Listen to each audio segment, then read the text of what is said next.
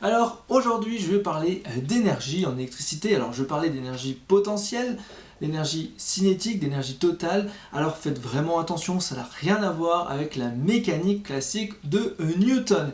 Alors je t'encourage d'abord à aller voir le cours sur la force électrostatique. Pourquoi? Parce que vous allez souvent confondre cette formule avec celle que je vais vous montrer maintenant. Et donc à travers cette vidéo, l'idée c'est de vous montrer comment faire pour ne jamais plus se tromper. Alors on va commencer tout de suite par vous expliquer, je vais vous expliquer 2-3 éléments, c'est hyper important de maîtriser ça. Alors je vais reprendre la formule F égale K QA QB sur R au carré. Ça, c'est la force électrostatique, d'accord? La force électrostatique n'est pas du tout la même chose que l'énergie, puisque la force, je vous le rappelle, c'est en newton. Ensuite, K c'est une constante, QA c'est la charge de A, QB c'est la charge de B, et vous avez la distance au carré. Je prends mon temps, pourquoi? Parce que maintenant je vais vous montrer E. EP, c'est donc l'énergie potentielle mais électrique. Non, ce ne sera pas EP égale mgz, ça c'est en mécanique de Newton, donc ça c'est mort, on n'utilise pas ça. Par contre, là pour l'électricité, d'accord, on va utiliser quoi? K, Q, grand Q sur R. Et ouais, c'est pratiquement la même formule que la force électrostatique, vous voyez? Sauf que là c'est en joules ou en électronvolts, on verra ça après. C'est une constante, c'est une charge, et c'est la somme de toutes les charges. Et ça c'est R sans le carré, d'accord?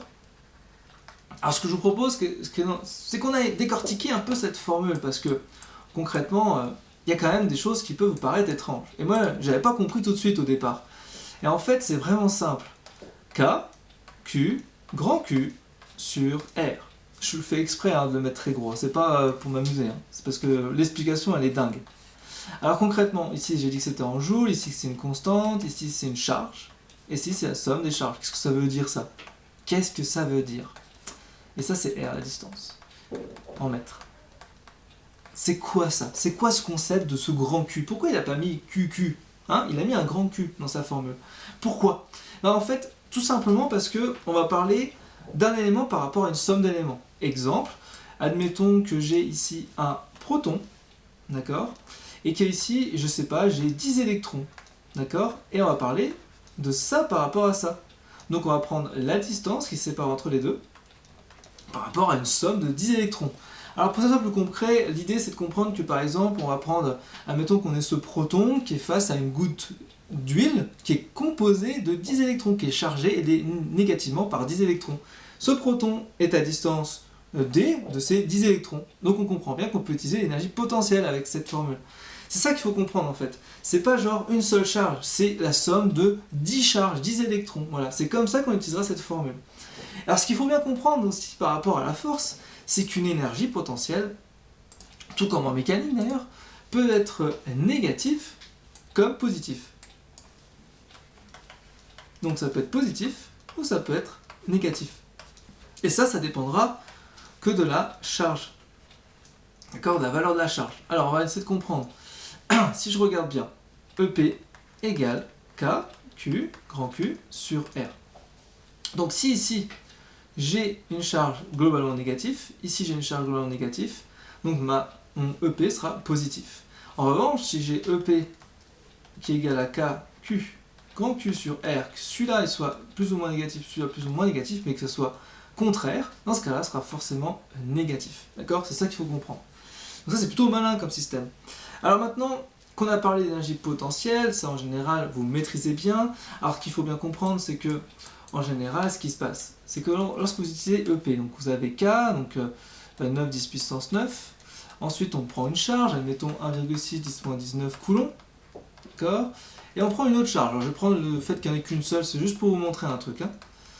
Donc là on a 19, et puis on va diviser ça par R. Je prends, je m'en fous, je vais juste mettre, ça c'est un nanomètre, donc je mettrai 10 puissance moins 9 mètres. D'accord? C'est juste pour vous expliquer le concept. Une fois que vous avez ça, en fait vous avez votre résultat qui est en joules. Et admettons qu'on décide de vous demander en électronvolts. Et bien il faut savoir qu'un électronvolt, c'est 1,6 10-19 coulombs.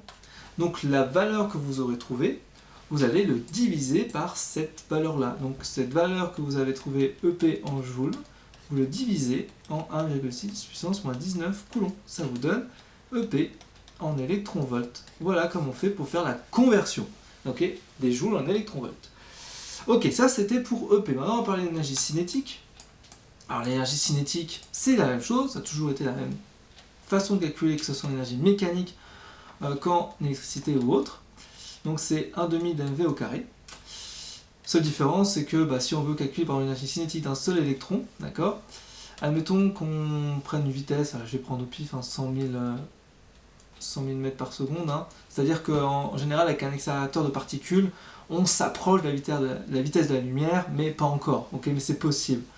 Il faut savoir que la masse d'un électron c'est 9,11 10 puissance moins 31 fois donc 100 000. Je ne vais pas faire le calcul, c'est juste pour vous montrer.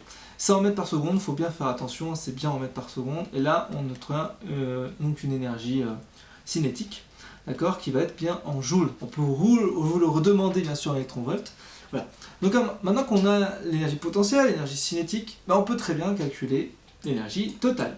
L'énergie totale, c'est très simple, c'est l'énergie cinétique plus l'énergie potentielle. Alors bien entendu, ça doit vous rappeler l'énergie mécanique qu'on a vu en mécanique de Newton. Globalement, c'est à peu près le même concept. Alors, ce qu'il faut bien comprendre dans cette notion d'énergie, c'est que globalement, ça va dépendre de différents cas. Ça marche très bien, par exemple, dans les accélérateurs de particules. On va vous demander, voilà, il y a une vitesse d'un électron, voilà, quelle est son énergie cinétique, l'énergie potentielle au repos, par exemple, par rapport à une distance avec des protons, j'en sais rien, on peut vous demander plein de choses. Et puis on peut vous demander l'énergie totale. Et donc il faut savoir un peu faire l'un par rapport à l'autre. Et si on comprend bien le concept, c'est qu'en fait on a E total, bien entendu, qui est égal à 1/2 de mv carré, plus K, Q, grand Q sur R. Ok. Et ce qu'il faut comprendre là-dedans, c'est qu'on peut très bien vous donner l'énergie totale. On peut vous demander de retrouver V par exemple.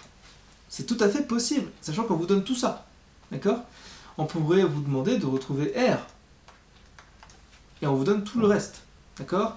On pourrait vous demander de retrouver, je sais pas moi, Q, par exemple. Et puis on vous donne tout le reste. Ok? Donc il faut bien en fait que vous compreniez que les possibilités sont nombreuses et qu'il faut manier ces formules dans toutes les possibilités. C'est comme ça qu'on fait pour bien maîtriser ces différentes formules, d'accord? Donc vraiment, ce que vous allez faire dans les prochaines semaines, pour toutes les formules en biophysique, mais ça marche pour les autres matières également, c'est vous prenez la formule et vous essayez de les, je sais pas comment dire, de les démanteler et de faire en sorte de maîtriser pour toutes les possibilités de cette formule-là. Et vous verrez, vous aurez vu tous les cas possibles et ça vous permettra d'avancer extrêmement vite. Alors bien entendu, si tu veux pouvoir t'entraîner davantage et être beaucoup plus efficace, exceller cette année, j'ai créé pour toi un petit programme de formation où il y a exactement tout ce que je viens de dire, c'est-à-dire des exercices dans les différents domaines, dans les différents types de cas, et toutes les possibilités sont nombreuses. Et puis l'idée, c'est de vous faire progresser. Okay, c'est vraiment vous faire progresser. Donc si tu en ressens le besoin, n'hésite surtout pas, c'est vraiment pour t'aider. Moi je te retrouve pour une prochaine vidéo, je te dis à très vite, ciao ciao.